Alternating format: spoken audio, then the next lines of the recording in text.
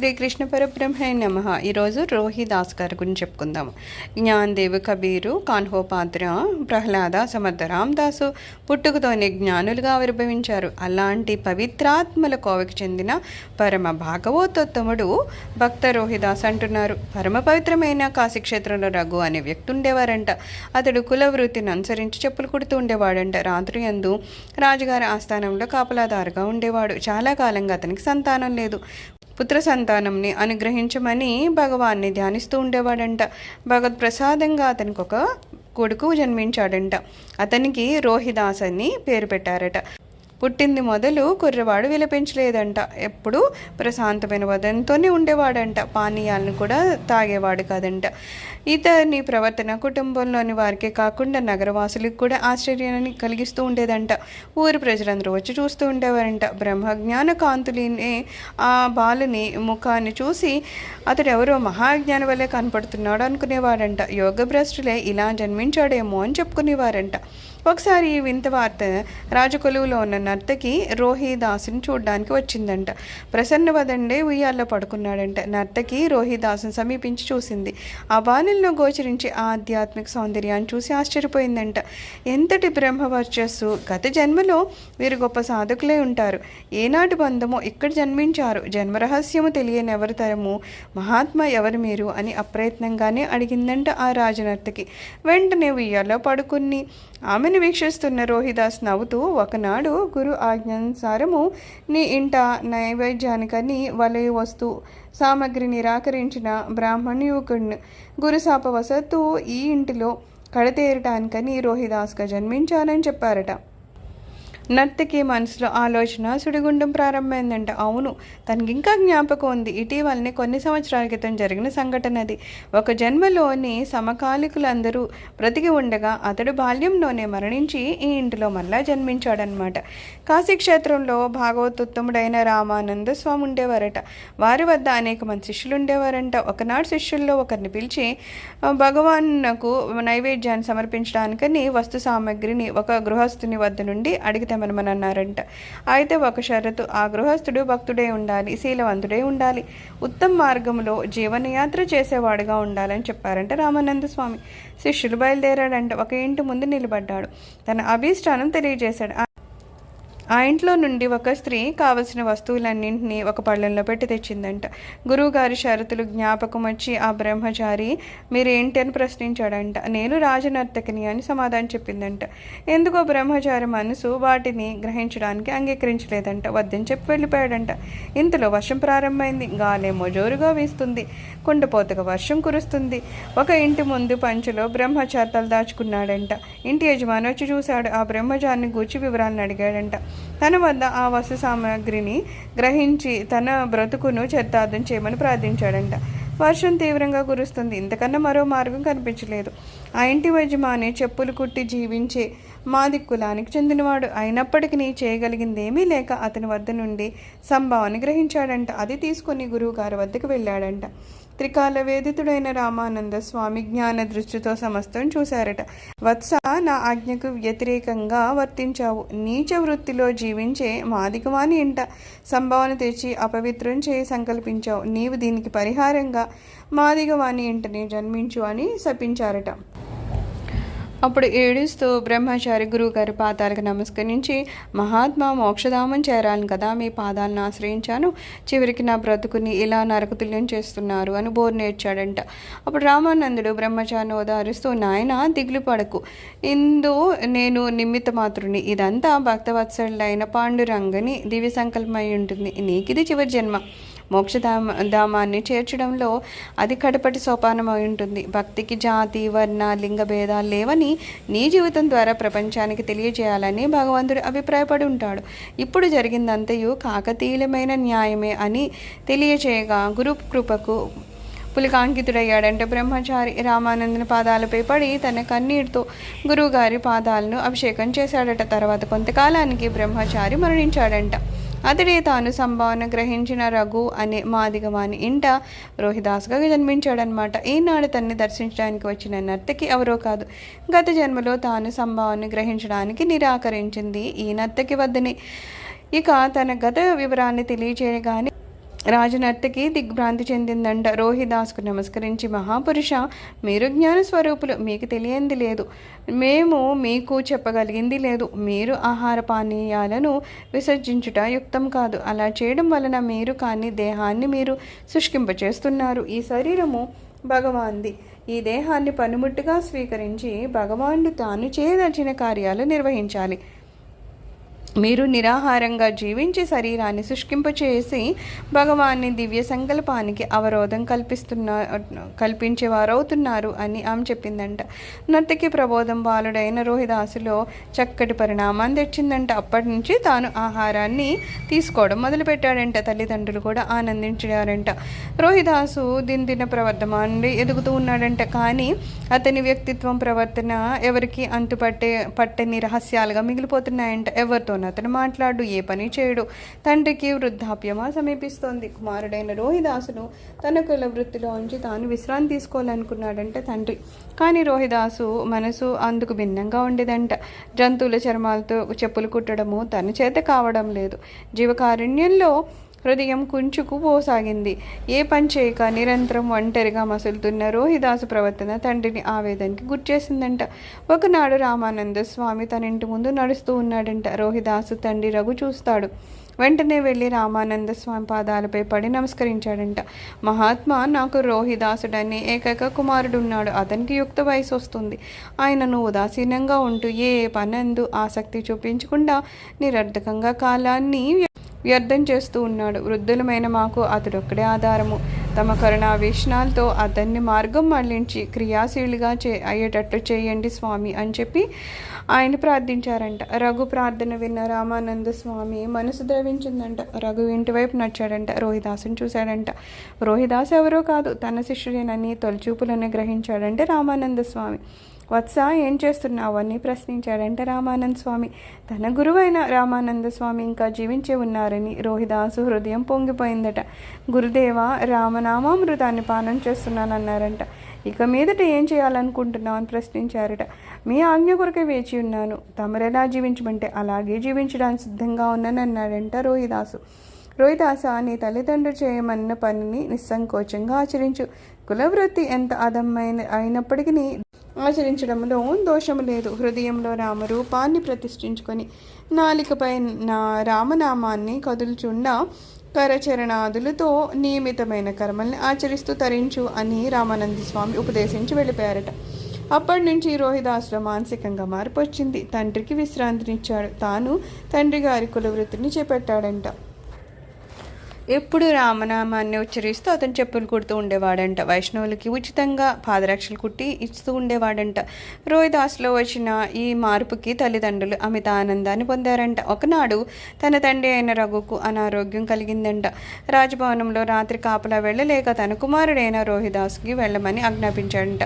తండ్రి ఆజ్ఞను శిరసావహించి రోహిదాసు రాజభవన కాపలాదారిగా వెళ్ళాడంట. అర్ధరాత్రి అయ్యింది. రామనామామృత పానచిత్తుడైన రోహిదాసును తమో గుణజనిత నిద్ర తరిచేరదు. సో భగవాన్ని గూర్చి స్తోత్రం చేశాకడంట. అర్ధరాత్రి శబ్ద సమయంలో తాను పరవశించి స్తోత్రం చేయడం రాణిగారికి నిద్రాభంగం అయింది. ఆ విషయమై రాజుగారికి ఫిర్యాదు చేయడం జరిగింది. రాజుగారు రోహిదాసును పిలిపించి విచారించారట. తాను నిద్రాభంగం చేయాలని ప్రయత్నపూర్వకంగా భావించి చేసింది కాదని, తాను పారవశ్య భక్తి తన్మయత్వంలో అప్రయత్నంగానే స్తోత్రాలు చేయడం జరిగిందని రోహిదాసు రాజుగారికి తెలుపగా తన తప్పిదాన్ని క్షమించవలసిందని రాజుగారిని కోరాడంట. రోహిదాసు వినమ్రత వచనాలకి రాజుగారి మనసు శాంతించిందంట. రాత్రి కీర్తించిన స్తోత్రాలను మళ్ళీ గానం చేయమని రాజుగారు చెప్పారు. రోహిదాసు స్తోత్రాలను పఠించి వారి భావాన్ని కూడా తెలియజేశాడంట. రోహిదాసు ప్రజ్ఞా విశేషాలకు రాజుగారికి సంతృప్తి కలిగిందంట. అధమ కుటుంబంలో జన్మించిన రోహిదాసుకు ఇంతటి విజ్ఞానం ఎలా కలిగింది అని రాజు విస్మయ పొందాడంట. రోహిదాసు, నీలో ఇంతటి జ్ఞానం ఎలా ఉదయించిందని అడిగినప్పుడు రోహిదాసు నమస్కరిస్తూ, ప్రభు, నాకేం తెలియదు. నిరంతరము భగన్నామస్మరణ తప్ప మరి ఒకటి నేను ఎరుగను. నామ మహిమ వర్ణనాతీతము. నామము మృతము కాదు, నామము ఉచ్చరించే కొలిది ఆనందం పెరగడమే కానీ తరగడం అంటూ ఉండదు అంటూ తన హృదయ పారవేశంతో చక్కని ఒక కీర్తనని గానం చేశాడంట. దాని అర్థము ఇలా ఉందన్నమాట: భగవన్నామమునందు ప్రీతి జనింపవలనే కానీ జనించిన ప్రీతి నశించదు. ఓ ప్రభు, నీవు చందనం వంటి వాడవు, మేము జలం వంటి వారము, మమ్ములను నీవే సుగంధంతో నింపుచున్నావు. ప్రభు, నీవు మేఘం వంటి వాడవు, మేము నిన్ను చూసి నర్తించే నెమళ్ళము. నీవు చంద్రుని వంటి వాడవు, మేము చకోరాల వంటి వారము. ప్రభు, నీవు దీపం వంటి వాడవు, మేము వత్తి వంటి వారము. నీ వెలుగుచే మేము రాత్రింబవళ్ళు ప్రకాశిస్తున్నాము. ప్రభు, నీవు ముత్యం వంటి వాడవు, మేము దాన్ని అంటి ఉన్న దారం వంటి వారము. బంగారుకు పరిణం అబ్బినట్లుగానే నీ వల్లనే మాకొక విలువ ఏర్పడింది. ప్రభు, నీవు స్వామివి, మేము నీ దాసులము. రోహిదాసు యొక్క భక్తి ఇదే అని అమృతగానం చేశాడట. రోహిదాసు భక్తికి మెచ్చి రాజుగారు సంభావనలు ఇచ్చి సత్కరించారట. ఒకనొక బ్రాహ్మణుడు రోహిదాసు యొక్క గొప్పతనాన్ని విని అతన్ని పరీక్షించి చూడాలని చెప్పి అసూయతో రోహిదాసు ఇంటికి వచ్చాడంట. అదే సమయానికి రోహిదాసు పూజా మందిరంలో కూర్చుని పూజ చేస్తున్నారు. రోహిదాసు పూజా విధానాన్ని వీక్షించవలేనని ఆ బ్రాహ్మణుడు సంకల్పించి ఇంటి కిటికీలోంచి లోనికి వంగి చూశాడట.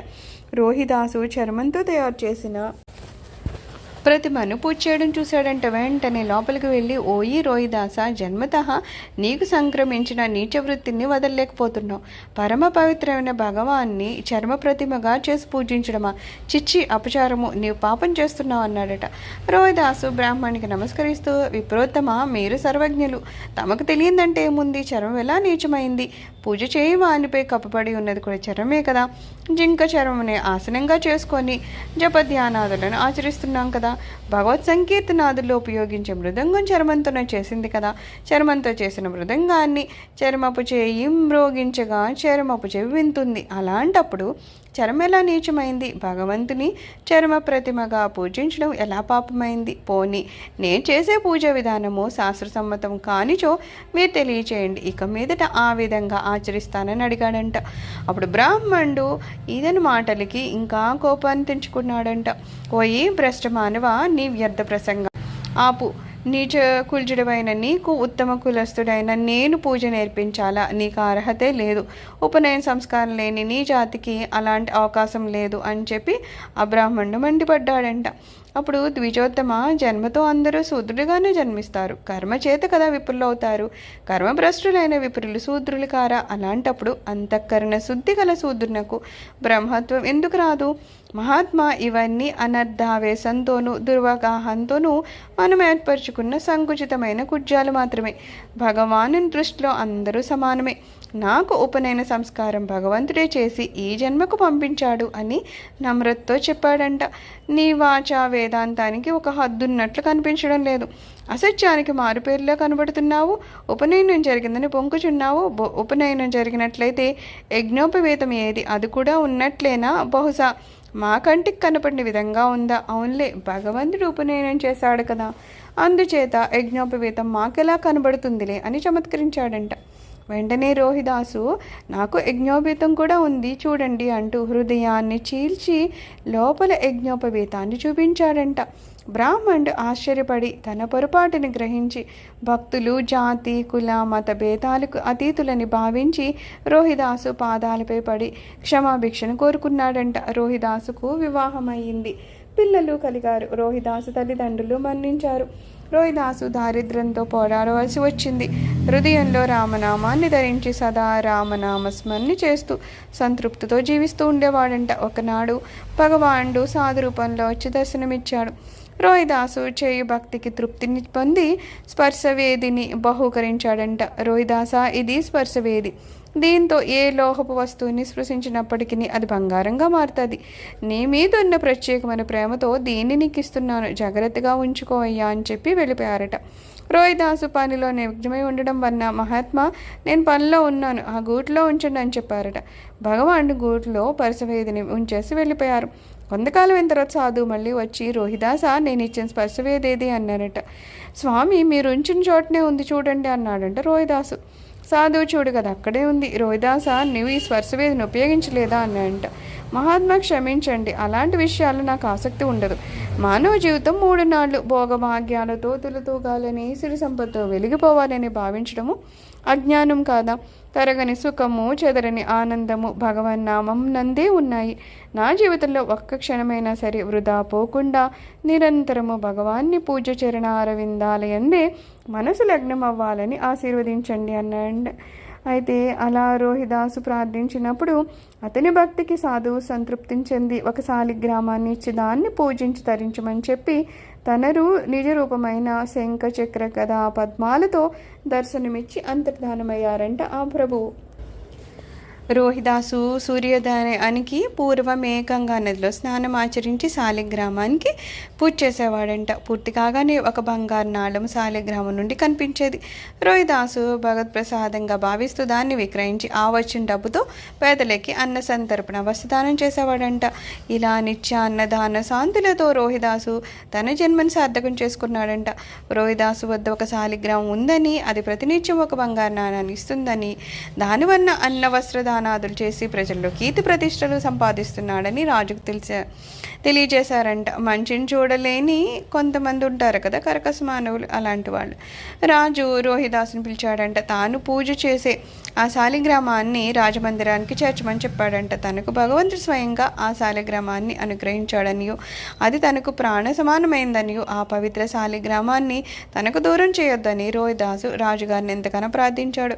కానీ రాజు ఆగ్రహం చెంది బలవంతంగా రోహిదాసు ఇంటిలోని ఆ శాలిగ్రామాన్ని తీసుకొని రమ్మని ఆజ్ఞాపించాడంట. భటులు రోహిదాసు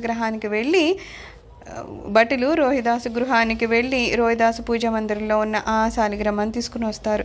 రాజు తన పూజా మందిరంలో ఉంచుకుంటాడు. రోహిదాసు పరితపిస్తూ, రామ, శాలిగ్రామానికి నాకు దూరం చేయగలరేమో కానీ నిన్ను నా హృదయం నుండి దూరం చేయగలరా? అదెవరి తరం కాదు అని భావిస్తూ ఇల్లు చేరుకున్నాడంట. మర్నాడు రాజుగారు పూజా మందిరానికి వెళ్ళి ఆ శాలిగ్రామం పెట్టిన చోట లేదు. రోహిదాసు మర్నాడు పూజా మందిరానికి వెళ్ళి చూసేసరికి శాలిగ్రామం యథాప్రకారము అక్కడ దర్శనమిచ్చిందంట. జై జై భక్తవత్సల భగవాన్కి. రాజు తన తప్పిదాన్ని గుర్తించి రోహిదాసుకు క్షమాభిక్ష కోరుకున్నాడంట. భగవంతునికి భక్తునికి అడ్డు నిలిచేవారెవరున్నారు? అందుచేతనే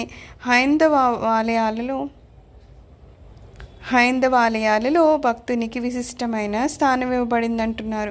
గర్భాలయంలో స్వామికి ఎదుట భక్తుని విగ్రహం ఉంటుంది. రామ విగ్రహం ఉన్న చోట ఎదురుగా ఆంజనేయ స్వామి, శివ సన్నిధిలో నందీశ్వరుడు, విష్ణు సన్నిధిలో గరుత్మంతుడు, విఘ్నేశ్వర ఆలయంలో మూషికం ఉంటాయి. భగవంతుని నిరంతరము మోయుచున్న భక్తుల పవిత్రతకు చిహ్నంగా వారికి ఆ స్థానం కనిపించబడింది.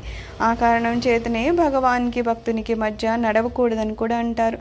దాని అంతర్భావం ఏంటంటే భక్తుని దృష్టి సదా భగవంతునిపైనే ఉంటుంది, దానికి అడ్డు నిలవద్దని అర్థము.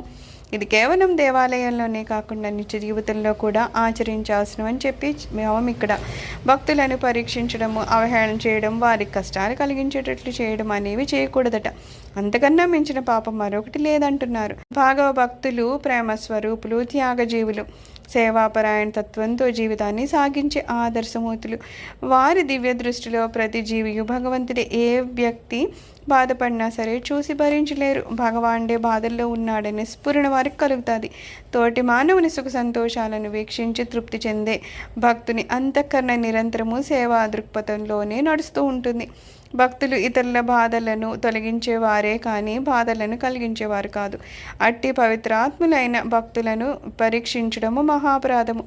ఆంతరంగిక ఆధ్యాత్మిక సౌరభంతో జీవించే భక్తుల జీవన రాగ విన్యాసాలు మనకి అర్థం కాదు. అంత మాత్రాన అపార్థం చేసుకుని భక్తులను అవమానించకూడదు, అసహించుకోకూడదు, ఆపదలను అందించకూడదు. అందరిలా కాకుండా అతీతంగా జీవించడంలోనే వారి ఔన్నత్యం దాగుంటుంది. భక్తుల సహచర్య భాగ్యం లభించడము మహాద్భాగ్యమని, భగవత్ప్రసాదమని భావించి జీవించి చరించే జీవులు తప్పక తరించగలరంటున్నారు.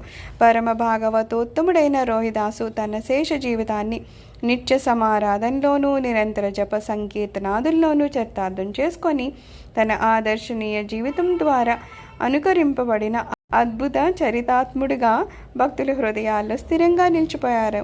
తన జీవితమంతయు భాగవతారాధనలో గడిపి అంతిమ సమయంలో భగవన్నామాన్ని గానం చేస్తూ అనంత చైతన్యంలో లీనమయ్యారంటున్నారు. భక్తవత్సల భగవాన్కి జై.